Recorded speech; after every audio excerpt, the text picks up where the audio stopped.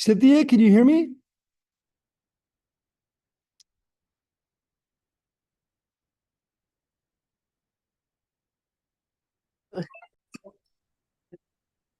Okay, whenever you are ready, Dawn. And forgive me, guys, I haven't told everybody, but our audio problems persist from last month.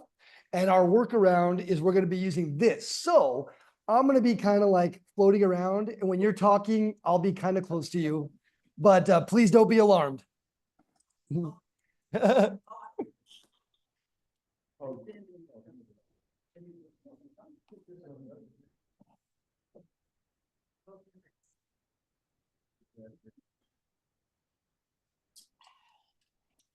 And there should be sharing privileges for everyone.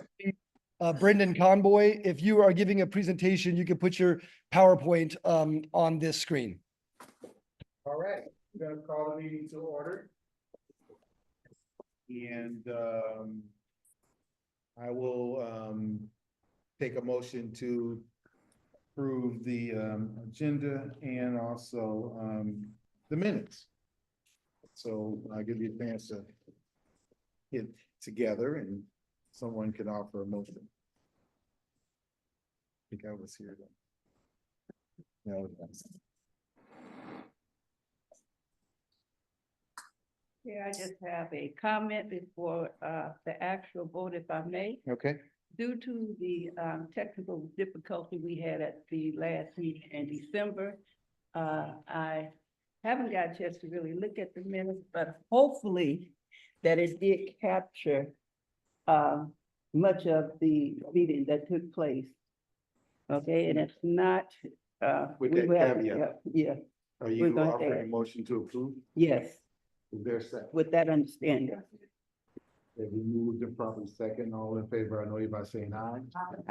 Opposed? It is unanimous. We move on to public comments. Anyone in the Zoom, also here, who would like to take a public comment, you can come forward or raise your hand and state your name and your anyone for public comment. Yeah, Cynthia has her hand raised. Okay, go ahead, Cynthia. Oh yeah, I'm like Annie. Due to technical difficulties, I wanted to announce last month that I was thankful for everybody that donated toward my Thanksgiving event, and I appreciate everybody, and we'll try it again next year. Thank you very much. Thank you, Cynthia. Anybody else hand raised in the Zoom?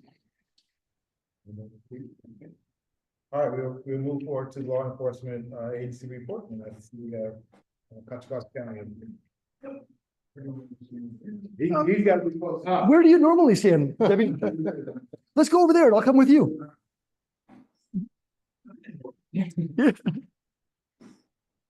Good evening, Deputy Aaron Sakai, Sheriff's Office. Happy New Year, everybody. It's been so just start, I'm going to be handing out, I'll leave some flyers here, but we're going to be starting up our spring 2025 Citizens Academy. Runs for 6 weeks. Classes meet usually on Wednesdays from 6 to 9 p.m. And then one Saturday session on March 15th from 9 to 3. There is puts our website as well as an email address to apply if you're interested.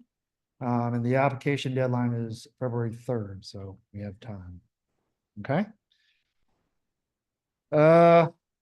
Last month, we actually had which was good for citizens. We've only had a drop in select crimes for the North Richmond. We had a total of 5 as opposed to November where we had 11. 2 auto burgs, 1 domestic violence incident, and then 2 vandalisms. The auto burgs and the vandalism suspects are unknown at this time. And then the incident is still under investigation.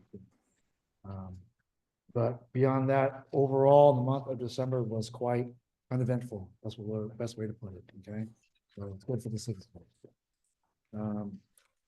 Wildcat Creek, I know CHCC has been going over there a little bit more, trying to address the homeless encampments over there. I have honestly not been over there recently, but starting this new year is just kind of get rid of the break, but we're gonna go back on over there this new year. Either this week or starting next week, we're gonna start hitting it hard again, okay? That's basically it. Do we have any questions? Yep.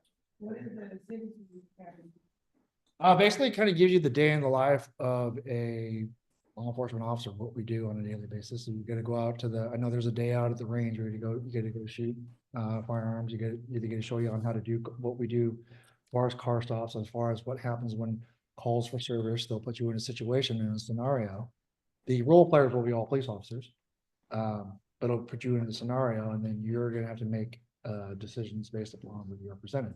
And then what your lawful authority is. They give you all like basically, I don't call them toys, but training tools, right? All the stuff.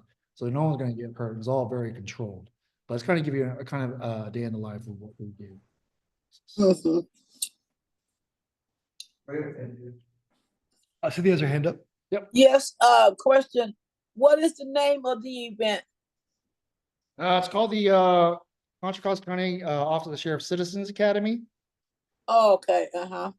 Okay, and then you could I can put it in the chat here. You can just go to our cocosheriff.org and you can sign up there. There's a Okay, fine. yes, ma'am. That sounds very interesting.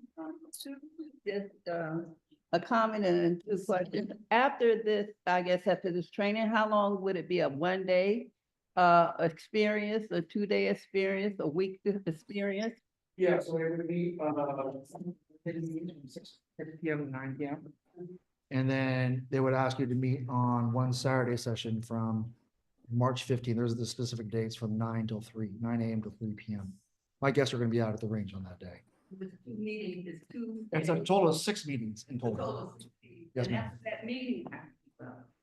after that meeting, will you be giving some type of certificate saying that they participated? Yes. At this point? Yes. And again, what is your age? Is there I think you have to be at least, discrimination you have to be at least 18 years or older. or older, Yes. or older. Yes. Okay, okay, very good. I just wanna There is make no, sure. there, yeah, I know you have to be. You know, I might be one of your candidates to come through. I'm just saying older, so. We welcome you. Yeah, the discrimination of age. No, there is no discrimination. Okay. No, ma'am. All right. No, ma'am. Okay, very good. Thank you. Any other questions? Thank you. All right, so I'll just leave, I don't know, I'll just leave these on the table back here, so if anybody's interested. All right. And we're able to email out that up to all our folks that's on our. Absolutely. Thank you. I'll make a note of that right away. So there's, Richmond PD is not here, and I don't see. And we need that inside voice, Okay. outside. I'm sorry, please. It's a point. Outside. Yes. All right, so we'll go to item number 5, and that is a presentation, like on a project. All right, I think I was Zoom. Brendan's gonna start. Oh, Brendan Conboy, would you like to take the floor? And you could also share your screen if you'd like. Great. Can you hear me? Okay. Is my screen, can you see the screen there? Yes. Excellent, great. Well, thanks for having us back. We appreciate the opportunity to come back and give some more details on the proposed EV charging station off Goodrich Avenue. I hope you all had a nice holiday break. In the interim, we've provided some additional materials to you all that hopefully you have in regards to a supplemental traffic memo to hopefully address some of the questions that you brought up at the last meeting. We also have some members of our consulting team here from Langen Engineering who are prepared to address some of the traffic concerns as well. Just as a way of going for a refresher here, I think there might be some individuals on the committee that weren't present at the last meeting. I'm not quite certain, but in any event, I'll just quickly go through some of the slides again for everyone's edification here. So just as a reminder, we're with Renewable Properties. We're a national developer, financier, owner, and operator of small-scale solar photovoltaics throughout the country. We're headquartered in San Francisco. We have about 57 employees right now. I'd say about half of them are in California and work in the office, and the other half are dispersed throughout the country. I myself am on the East Coast. In regards to our development pipeline, we have in excess of 1 gigawatt across 15 states currently planned. And within California, we have 10 operational assets, 2 under construction, and 72 projects under development. More broadly, we have 37 projects across the country, 150 megawatts of DC in 7 different states. And the principals of the country, I'm sorry, of the company have a combined 40 plus years of solar development and finance experience. One thing I really want to stress again tonight, and I'm sure Richard will mention this as well, is that we always strive to work as closely and harmoniously as possible with communities, landowners, and utilities for the best outcome. This wouldn't actually be our first project in Contra Costa County. We've actually developed 2 solar facilities. So this is it's a change for us switching to the EV charging here in Contra Costa County. But we have developed 2 solar facilities, Byron Hot Springs and Byron Highway.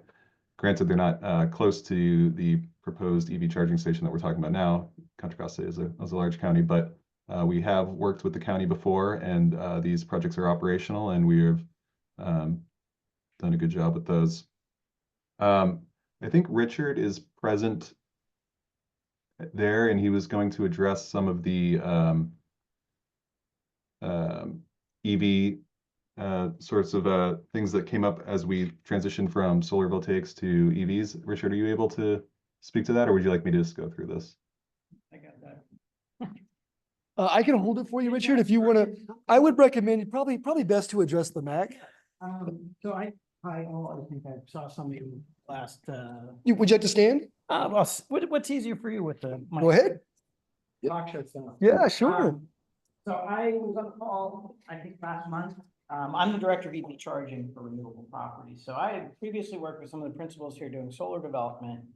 And through solar development, we've learned a lot about interconnection and permitting and building large electrical infrastructure projects. And so my task was figure out how we take those capabilities that we have in-house and think about how we would apply that to EV charging. So what's going on right now in the state of California is that the Air Resources Board has a mandate that's called Advanced Clean Fleets, ACF. And that started last year, and it says that any public fleet, so municipal, community college, university, federal, state, what have you, needs to begin electrifying their vehicles starting 2024. The mandate really starts to kick in this year with penalties. In addition to that, private fleets of a given size will also have to begin electrifying their vehicles. And these are not, we think oftentimes about Teslas and cars, but these we're talking more about delivery vans. So UPS trucks, Amazon trucks. So one of the challenges that they have with this regulation is that a lot of times these folks don't own the property that they're occupying, the lease warehouse, whatever. And so our strategy has been identify areas where those fleets exist currently that we don't. We're going to have to begin transitioning over to electric vehicles and acquire land there and build out this facility to allow for them to begin buying the electric trucks. Because the big obstacle to buying these things so far, in addition to the cost of them, which is coming down, but is the infrastructure. So you probably heard there's a lot going on the electrical front. We probably experienced some of this, just demand shortages and so forth. And so we look for parcels of land where there's existing electrical capacity, typically around 2 to 3 megawatts. And then we acquire land there and build out the hub to offer a third place charging facility for these fleets. And so what we're really looking to do is, as they have to swap out their diesel vehicles or their gas vehicles, we're providing sort of that third place fueling station. A lot of times these will be left overnight. And so that's really been our approach. And we identified this parcel in Goodrick as being a really nice area for it, because of the electrical capacity was there. So that's not always the case. We look at a bunch of property, we get out there and PG&E says, sorry, can't get you any power. So we were able to get some power there. We've got FedEx nearby, we've begun conversations with. We've got Amazon nearby. We've got Whole Foods, which of course is part of Amazon, and then we've got some municipal fleets in the area as well. And so that to us is sort of makes for a good location, and that's why we're really optimistic about this site. Would love to do something here, this parcel. As far as we applied to the Bay Area Air Quality Management District for incentives, and last month after our last meeting, day after our last meeting, we received a $3 million award. So if we're able to build this, it's going to help subsidize this project. And then, of course, as you can see here, it's in some really small fine print, but all the greenhouse gas and carbon dioxide and NOx, nitrous oxide offsets that will be created by, taking those internal combustion vehicles, ICE vehicles, as we call them, and replacing them with electric vehicles. And so, in short, there's a lot of talk about interstate trucking and so forth. Our approach is really to look at that sort of last mile, local delivery, regional delivery, those kind of vans. It already starts to make economic sense for them to electrify today. The big holdup is getting this infrastructure, and that's really kind of what we're targeting. Site. So, I think that's it on mine. Of course, I think there's more, but happy to answer questions now. Or, take them at the end, whatever works. Yeah, thanks, Richard. I think the next slides are going to go through some of the traffic considerations, and we've got our folks at Langen here. Brendan, I'm sorry. I think Princess has a question. Oh, Those were some of our first projects. So the company started in 2017. Yeah. Oh, yeah. Those have been great projects for us. And we work closely. I don't know if you guys work with Marine Clean Energy at all. I think Richmond's in there, but we work closely with Marine Clean Energy. They're the off-taker for that. And we're hopeful that we can get them involved in EV charging as well. Any questions in the Zoom? I don't see any questions there. And let me also just, do you have more of a presentation, Mr. Conboy, or do you want to take questions now, or does it matter?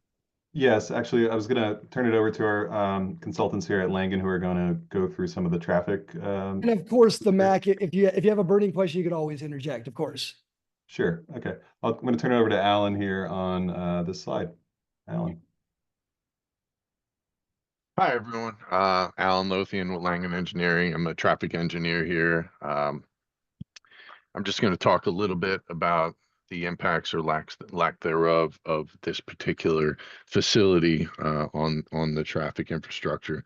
So there's two different documents. There's a traffic statement that we had previously prepared, and then I prepared a supplemental traffic memo that just went through some of the routing and the infrastructure that's already in place to accommodate trucks.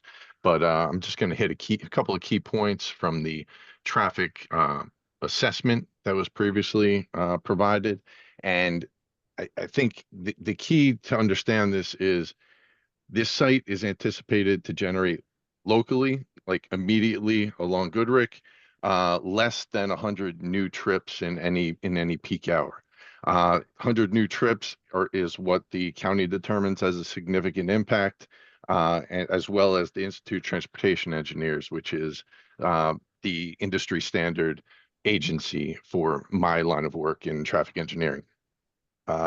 So as a standalone site, it generates less than 100 trips. When it's compared to what the site is already approved for, which is light industrial use, it's even less trips. So it's right around 50 new trips to the area during a peak hour, any one peak hour. And that's looking at pretty extremely conservative or higher trip generation estimates, assuming that the site will be consistently used throughout the day and looking at those peak hours. And when I say peak hours, I'm talking AM peak hours, which are around 7 and 9 in the morning, PM peak hours, which are between 4 and 6 in the evening. So there's that component of it, the trips, and that's a pretty big component to identify, not a significant impact, again, based on both the county and ITE.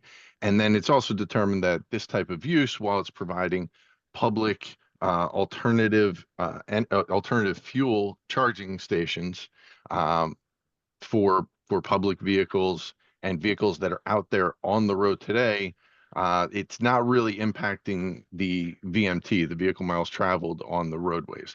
They're already on the roadways. These are vehicles that you heard Robert say. These are vehicles that are currently ICE vehicles, the internal combustion engines, and they're converting over to electric vehicles for the purposes of cleaner air, better environmental impacts. So that's the whole goal here, is to provide that opportunity at this location where there's very viable routes to get to and from here from the potential customers, the end users that will be bringing their vehicles to this site. So that is where I'll start up on this. So this slide is starting to talk about the primary route. So the primary, what's highlighted in red on the figure on the screen are the truck routes in the North Richmond area. So the one that's right above site, is, hold on, my God, is the Richmond Parkway. Sorry, that just escaped my mind. The one right below it is Parr Boulevard, and then to the right of the screen, which kind of completes the triangle, that's that's Giant Road, and then it turns into Giant Highway as it goes up towards the warehouses to the north and the Amazon facilities. That infrastructure is already in place for trucks. And again, it was mentioned, these are more delivery vehicles, but it could accommodate box trucks or those types of vehicles. And those vehicles are primarily destined for these types of roadways. They're going to use this infrastructure that's already in place for access. So if you go to the next one, I already spoke about the secondary route, which is Parr Boulevard, which provides not only access to Richmond Parkway to the west, Giant Road to the east, but it also provides a connection to the local industrial facilities in the area. And again, it's the other regional truck routes that I identified. Over to the east, where you get over to Giant Road, there's actual signage that indicates where the truck route is. So the truck route isn't all of Giant Road, it's Giant Road to the north as it goes towards where it converts into Giant Highway. And there's this signage that's up that identify the truck routes on all legs that indicate the trucks are to be going north or west. And there's also a weight limit, which is a very restrictive weight limit.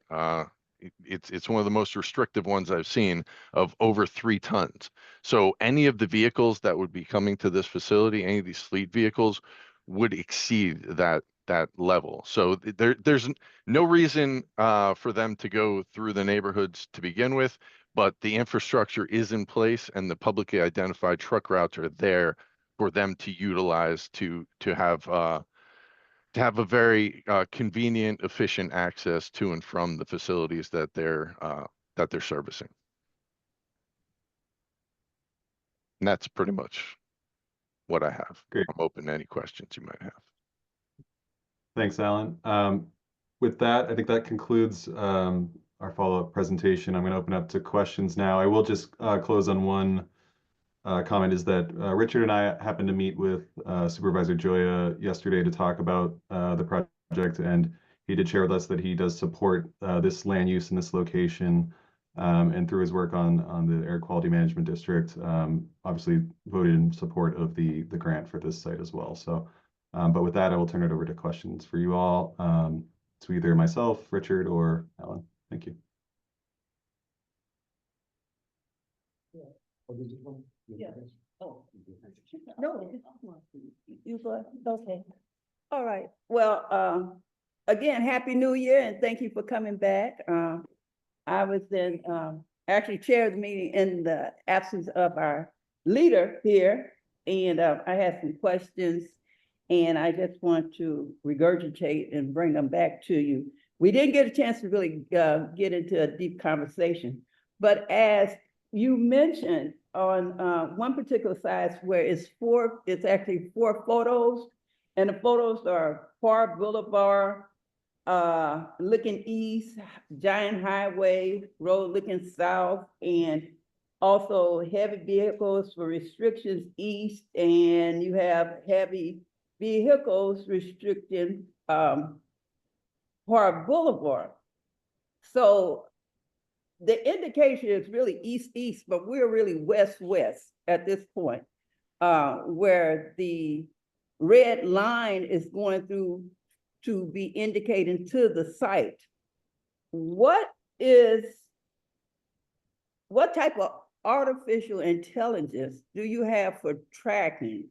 I know you mentioned that these areas of flow, that it is not necessary for any of the trucks to be coming through the community, but if they happen to come through the community, what type of monitoring or what type of artificial intelligence do you have in order to see who has took it up on themselves to do a shortcut and come through the community? One of the things that was actually brought up last time, and that was really brought to the attention, that we do not want these trucks, saying, oh, we took a shortcut and we coming through, because you already have this all laid out and what you've already shown us. But what I'm asking you, what type of tracking device do you have for these trucks? I know we have service trucks that will be doing Whole Foods and FedEx and the other entities that are going to be a part of, but what do you have to more or less ensure the community that we will not be seeing these trucks holistically coming through? That's my question. Now, that was the biggest question. So just to be clear in terms of where sort of our work begins and ends on this. So we're not the fleet operator itself. We offer the kilowatt hours. We're offering the electricity and the dispensers at which these vehicles can recharge their batteries. That's really what our thing is. So in terms of, we wouldn't have necessarily any intelligence on a customer's vehicle in the way that, the local Shell station wouldn't necessarily have any intelligence on your vehicle, hopefully. So I can say that the vehicles that we are talking to and the ones that we're approaching are the ones that are currently operating in that area. So that's really the key thing. And that's why we go into these areas, because people don't want to have to drive 10 miles to drop off a truck and leave another truck. The idea is that if they can't recharge that vehicle at their facility, we've got something nearby that allows them to do that and do it overnight when it's out of its duty cycle. So unfortunately, I can't tell you that I can say where any of these given vehicles would go, particularly through a neighborhood, but I can tell you that those are who we're talking to and who we're approaching are the vehicles that are currently in that neighborhood. Okay. So. Okay, so the conversation, just so we'll be clear. Okay, so one is the facility is just there to take care of actually the use of the station. The individual customers with like FedEx and Whole Foods, you're just supplying a space for them to refuel, well, not refuel, but to charge. Thank you. Yeah, you got it. To just charge.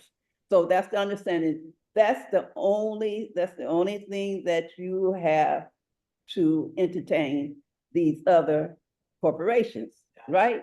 So it's on the corporations in order to keep their trucks accountable and not to decide, oh, well, I want to come through the community. So I don't know. So my thing is, you don't know if they have this conversation. And we don't know if they had this conversation, but that is a conversation down the road that we need to have discussed at this point. So as far as you all setting up this equipment base at this site, you're doing what you're supposed to do for the environment and keeping the carbon footprint down. That's. Okay, I just went right. So Yeah. I don't want to get it twisted. I just want to, to. and I just want everybody to understand your purpose and what we do. Yeah, Okay, thank you so very no, much. thank you. Okay. So, thank you for your presentation. I have a quick question regarding fuel cell. Yes. So you're saying, according to your presentation, you're installing about 50 charging stations? About that, yeah. No consideration for fuel cell? No, we're not doing hydrogen fuel cell, they're just battery electric. Okay. Yeah. And I see that you're only doing medium and heavy duty, no light duty in the, Yeah, light duty, medium duty is kind of basically what we're looking at is vans, and so like a 3/4 ton or 1 ton truck up through, I think, box trucks and step vans is really what we're looking at. So, that 1/2 ton truck, 3/4 ton truck, some would consider that light passenger vehicle. so will there be a consideration for light duty as consumer cars? Because there is none around here. Yeah. So even if you have, just trucks, what about consumers charging their vehicles? So that is designed right now, it's really designed around those trucks, and it doesn't, just to be clear, there's very few amenities at the site. It's a charger, it's very utilitarian, so presumably, someone could charge up there, but it's a vacant lot. Right now, it's kind of off in an industrial area, so it's just not a lot around there, residential or for light passenger vehicle drivers. Conceivably, and we've had some concepts around, opening up during the day, there's 2 levels of charger. There's a L2, which is really the overnight charger, and then the L3, it's a high power charger. We've had some discussions around opening those up during the day to allow more public usage of that, but we haven't made a determination on this site or any others. What we have to do is, because presumably we're providing the service to the truck fleets, is make sure that when they pull that vehicle in at the end of the day, that they've got a place to hook that thing up and their driver can then, go home and get done with their shift.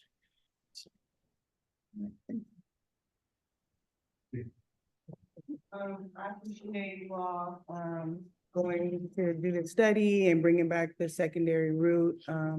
I really love the new considerations.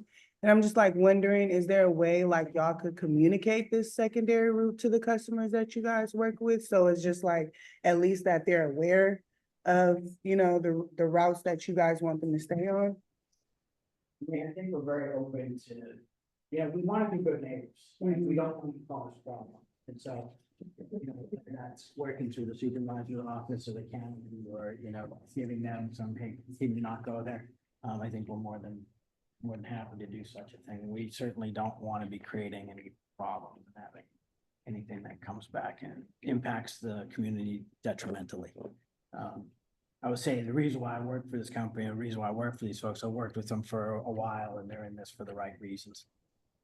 And that's important to me. And so we want to make sure that we're improving the communities we're going into and not making it more difficult. So. Cynthia has her hand up, just to let you know. Well, you have to get. I just want one more question. Have you guys thought about the community benefits that we had talked about in the last meeting? Like I know there was like local hire, right? Was there other ones, if you could remind me? Can't remember the ones that got in my head, but we did talk to supervisors right about that, and we're happy to, work that through the supervisor's office. So. Go ahead. I have, one thing is, just reassurance. Many of us, the neighbors that live around, right? Not Harris. And the other thing is there any way that maybe you can think about at the time, that those trucks are released or they can go, do not impact the rush hour? Because, it's very busy right now in the morning. I bring my kid to school every morning, so I deal with it. So it's, in the morning is getting really bad to go towards San Rafael. A lot of us work that way, so kind of impact us, you know? If there is any way that maybe you can put like a time where these trucks can come in or out without being in that rush hours, that would be, I mean, helpful. Because even if you said this is your truck on the parkway, but you know what, they are making traffic and the cars are coming, so they don't hit traffic, they go through our neighborhoods. It might not be the trucks.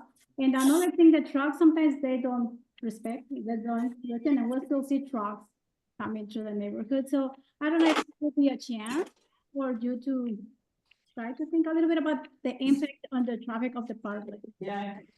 Thank you. Right now, because of where the electrification of these vehicles is, we're not presuming right now that it's gonna be one. And we think it's gonna be multiple. It's kind of early stages. And so the one say that different fleets are gonna operate at different schedules and different times. And that's kind of been our working assumption going through here. The idea is that mentioned with the lower power L2 charge, with the overnight charge, that those are left and can be picked up. Those will charge for 6 to 8 hours. So those may run out at different points in the morning from 6 to 10, depending on what their duty cycles are and what their delivery routes are. It's very nice to see, you know, that this electrifying things going on, and it's good for the environment, but it's hard to deal with the inconvenience set on us, you know, like we get the inconvenience, this part of the inconvenience, like, and it's not just you, it's like more companies coming into it, you know, around us, so it's kind of getting like, Yeah. I told you. Thank you. Oh, yes, Cynthia Jordan has her hand up. Yes, The my chair is question is, recognizing- can you hear me? Yes, Okay, my question is, I noticed that you will be getting your power from PG&E, is that correct? That's correct. Okay, so in the future, is there anything about solar in the picture? That's a great question. I mean, we are solar developers at the end of the day. And so. Right. Solar on the sites. The trick is that the power consumption of these chargers is much greater than the amount of solar that we could put on that site. So we may do some offsets with solar, but it won't be enough to make up for the amount of power on the site. So if you look at, earlier we were showing the Byron Hot Springs projects that we did. Yeah. And we would need a piece of land about that size to be able to provide the electricity needed for this facility. But you have solar out there at Byron, right? Excuse me? Is there solar at Byron? Yes, we do solar projects as well, so we are looking at. Excuse me, that's what I thought.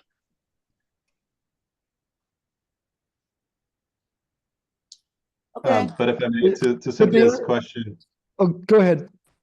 sorry, to Cynthia's question, and just to kind of piggyback off what Richard just said, you know, that we do have the opportunity, or we are looking at potentially, you know, incorporating solar carports on site on some of our EV charging sites. This could be one, and there's always the potential for battery storage on site, which can help alleviate some of the power demands.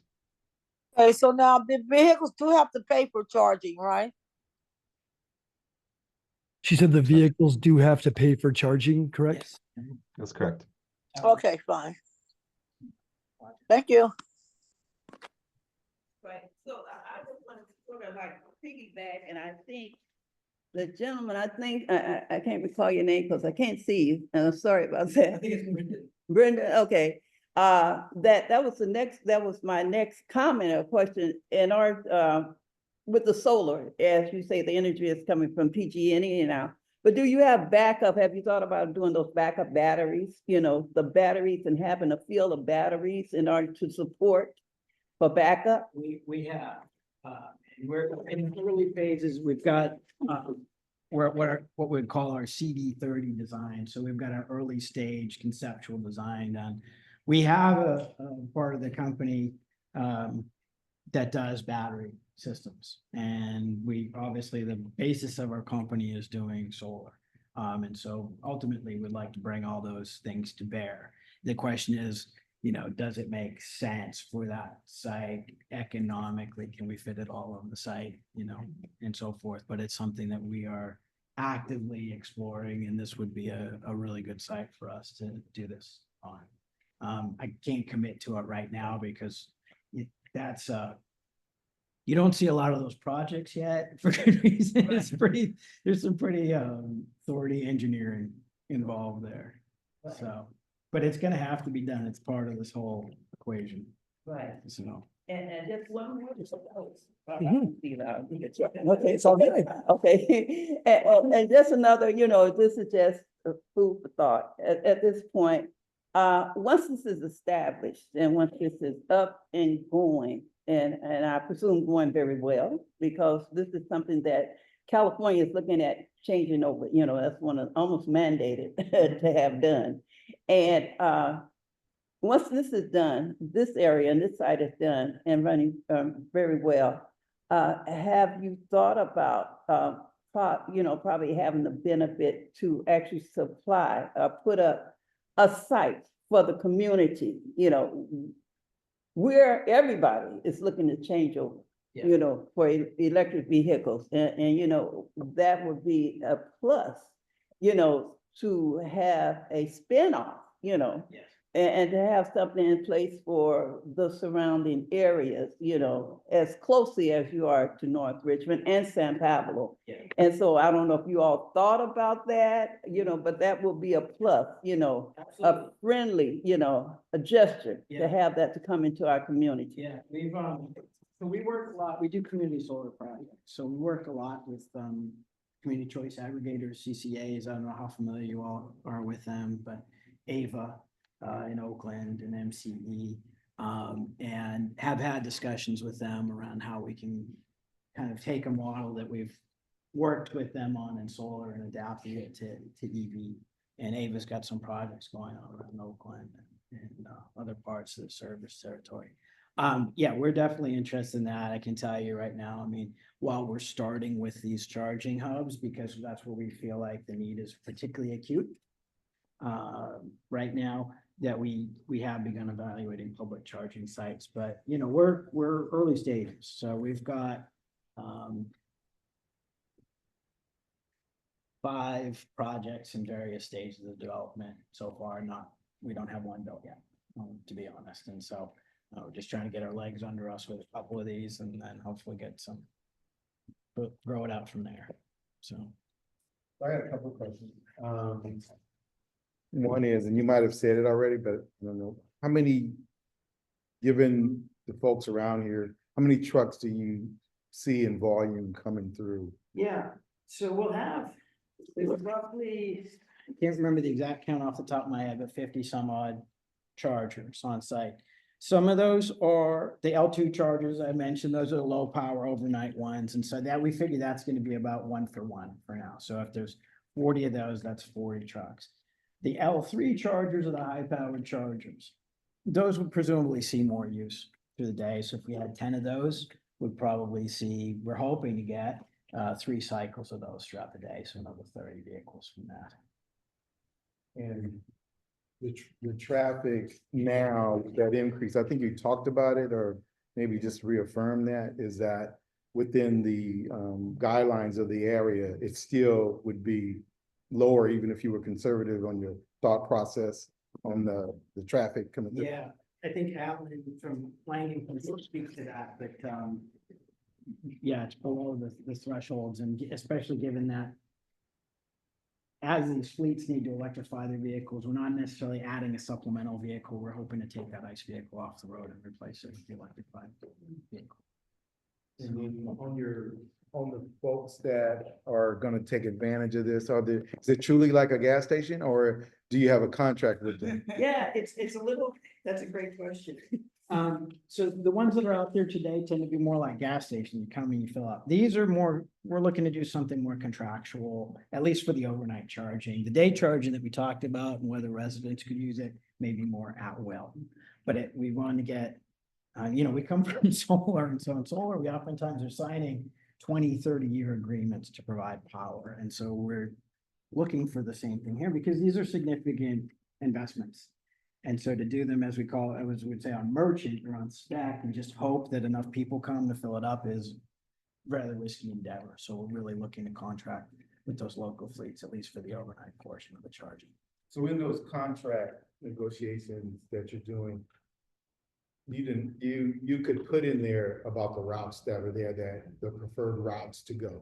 I'm not certain. It's something that we can explore, and it's something that we could certainly, I advise. mean, we don't want you to get into legal problems. Yeah. But basically, if you You can can mention. mention that these are the likely routes that the community would like for you to take, or something like that. If we could emphasize that taking those routes would make us all good neighbors, I think, then that's the way we can phrase it. And the other things is that I wasn't here last meeting. I don't know what the community benefit looked like or what the proposal is. We haven't talked that through with John Joya yet either, so we still need to work through what that looks like. Sure. But the other thing that you may consider, Los Deltas is a site that's owned by the Housing Authority, and there's a major project that's gonna be gone there. If they had access to power in that, we could carve out something in that development that you could do something to help support that. I think that would be a big benefit to the community. Think about We have to look at it. Yeah. And I think like Tanya made a list of projects in North Richmond that are happening and different initiatives and stuff that they could also look at. Okay, For charging station. yeah, Okay. that's all I got.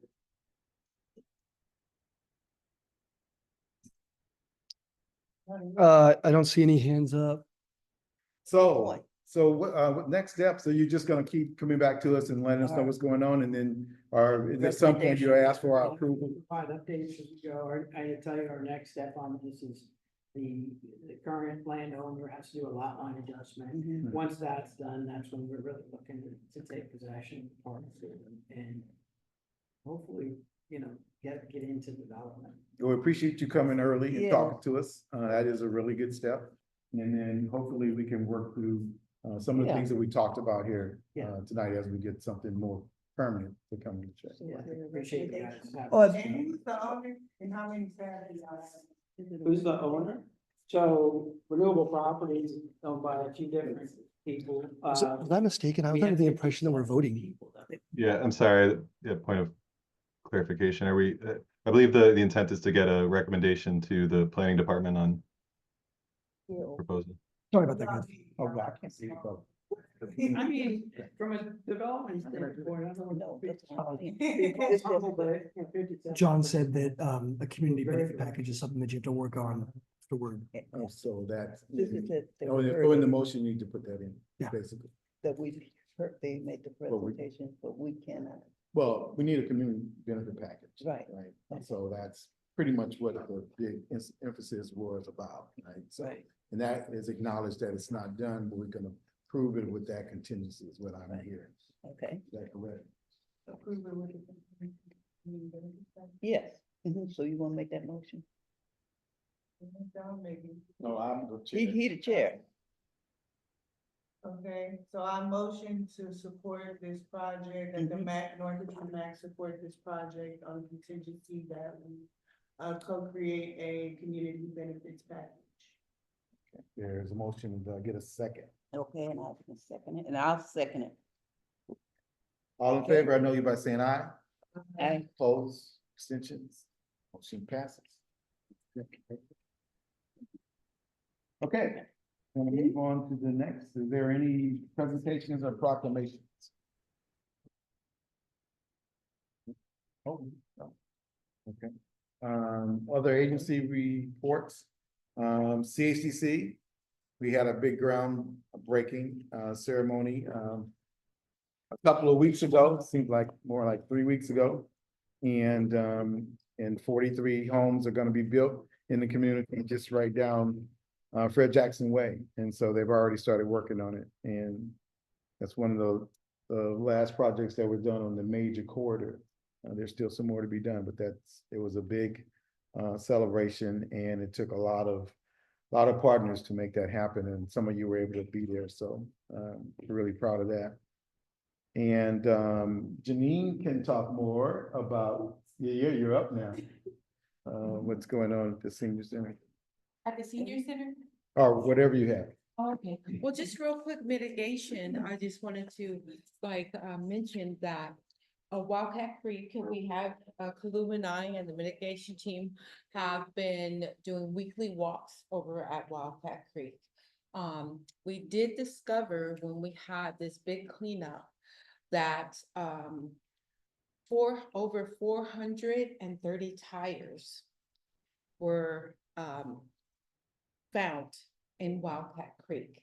And what was happening is that they were burning the tires. Yeah. So that has been cleaned up. Kalu and I have gone on our weekly walks, and we actually have been in contact with the unhoused to get them services and point them in the right direction, you know, like Shelter Inc. and Salvation Army, different places that could help them find shelter and medical attention that they need. And then in December, we had our big holiday food giveaway. We had a big toy giveaway here. We had about 15 to 25 seniors, including the Growing Wiser group, wrapping gifts.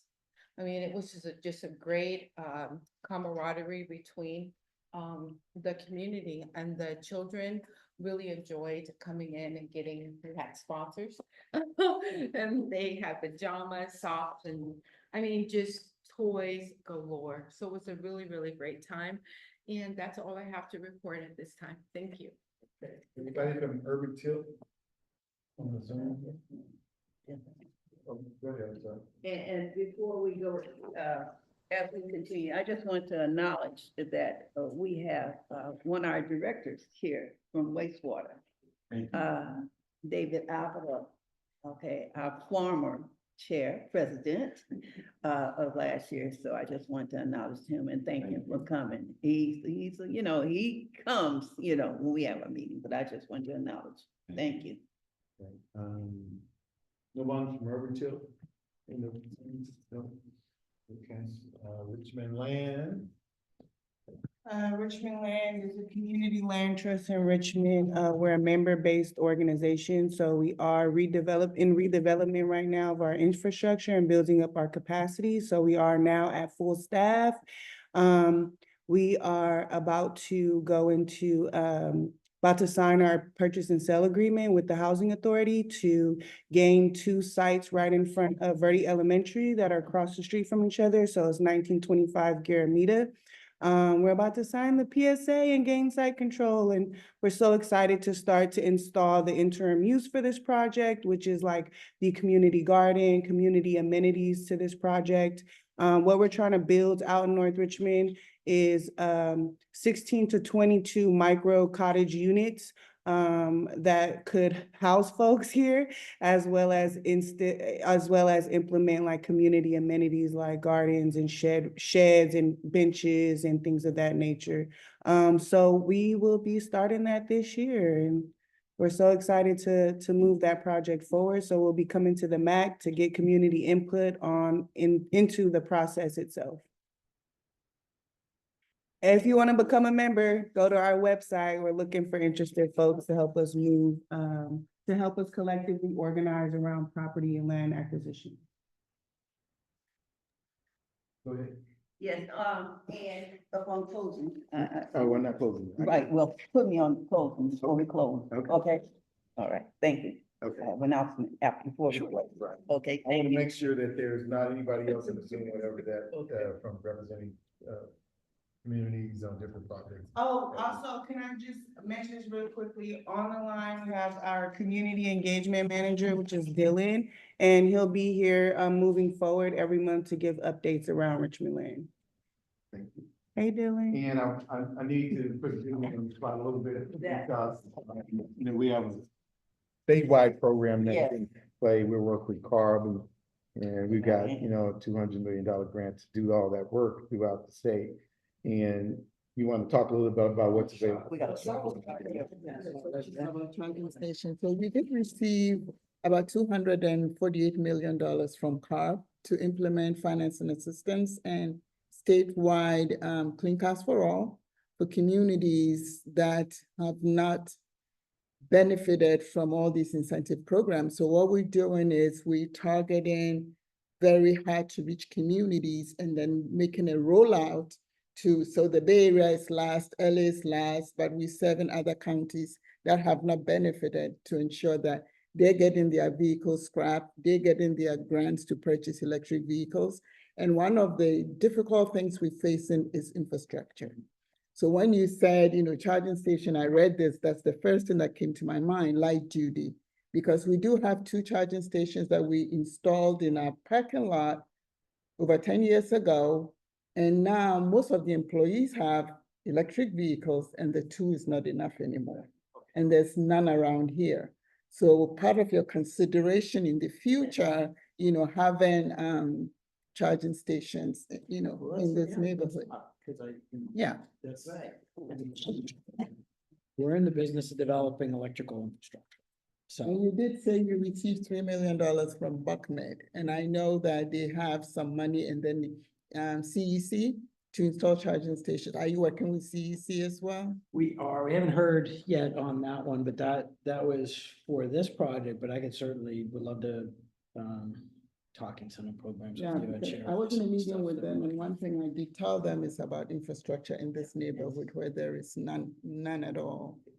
It's, right now, it's the biggest barrier to electrification is the infrastructure. And I would think that a lot of the folks that you're trying to address have some of the same problem that these fleets have, which is they don't own the real estate. So are they gonna put in the money for the charger? Does that make sense for them to put in the money for the charger if they don't own the real estate? So owned by somebody else. And so, and then do they have the money to buy the charger in addition to the vehicle? And then, if you're buying that charger, that's a 20-year commitment. Yeah, So, and what the program also offers $2,000 for public charging. So we give them a charge card where they can charge public. So then we need the charging stations for them to be able to charge publicly because most of them live in multifamily units. yeah. And some of these units are kind of old, so they have panel issues Yeah. and all that, so they cannot charge on site. Yeah. So it's a problem. So you have to pay. Yeah, I just went through that with my mom's apartment. So, yeah.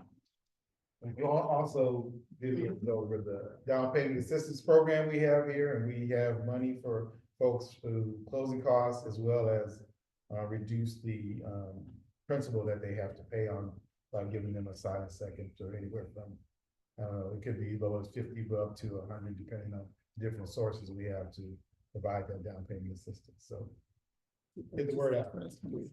And, General. Okay, so look, I don't have any other folks for the agencies and programs report. And is there anything else that I missed? Go ahead. May I say a couple of words for John Go Joy? ahead, sorry. No worries, thank you. I don't think so. Oh, I see Cynthia has her hand up. Okay, Cynthia has her hand up. Please For go her ahead. minutes, she would like to know the proper name of the new employee that you guys are talking about. The name of the new employee you're talking Oh, about? she's not, Vivian been here, she's one of our star. Oh, Vivian's name. Oh. Oh, Okay. Vivian's been a superstar a long time. Yes, yes. Okay, but I thought there was someone else. Yeah, well, this is my 11th year. January will be 11. But Cynthia is right that Vivian's name can be really hard to spell for some of us. Okay, I can get it from somebody. But then another thing, I didn't know if Jessica Walden with the North Richmond Mobile Tool Library wanted to present or not, because guys have a tendency to overlook Jessica. No, wait, let me. Well, so first, let's, can you spell your name for her, Vivian? Okay, Thank you. Vivian. Uh-huh, Last name is RAH. yeah, ANJI. okay, thank you very much. And I'll get Cynthia- yours. And then Cynthia said Jessica Walden might want to give a presentation for Not a presentation. okay. You have to agendize the presentation, but. I mean, She's City of Richmond, she's other agencies. City of report. Richmond. That's what I meant. I mean, I opened it up for that, and everybody else. Yeah. Hi, everybody. I do not have anything to report this month, so, but thanks, and thank you, Cynthia. Yeah, thank you, Cynthia. All right. Okay, thank you. Oh, may I say a couple of words, Dawn? Yes, please. Thank you. So first of all, Tanya sends her love. She had the baby. It was totally successful. Baby and mommy are resting well. It was right before the meeting at the beginning of the month. Unexpected, a little early, but it was awesome.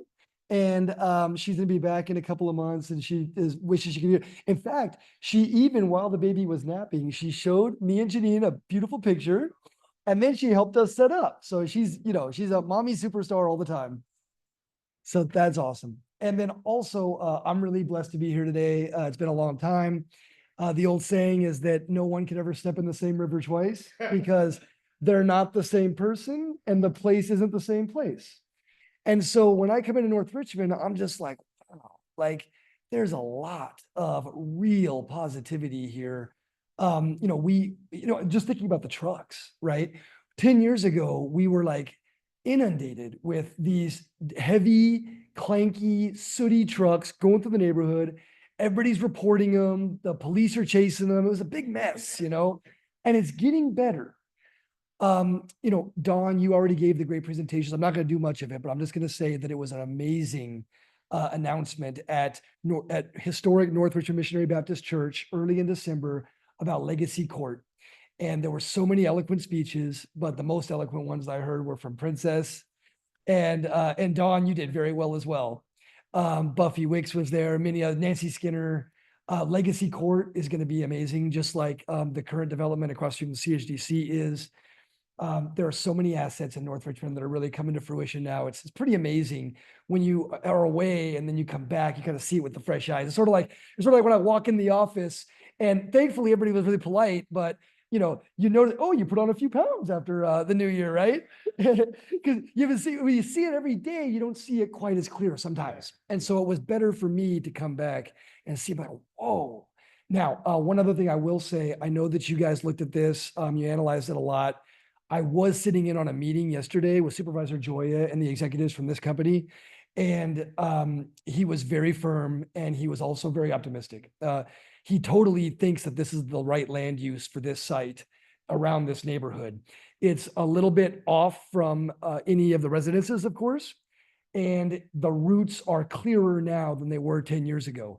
Like no one should be going through the neighborhood, and we don't anticipate that's going to be a problem.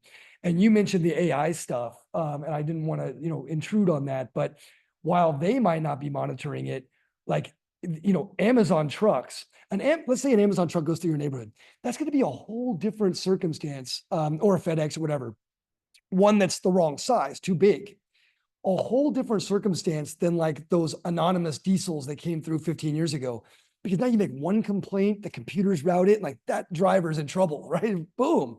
So we think there's going to be a lot greater control, technology enabled for that kind of thing.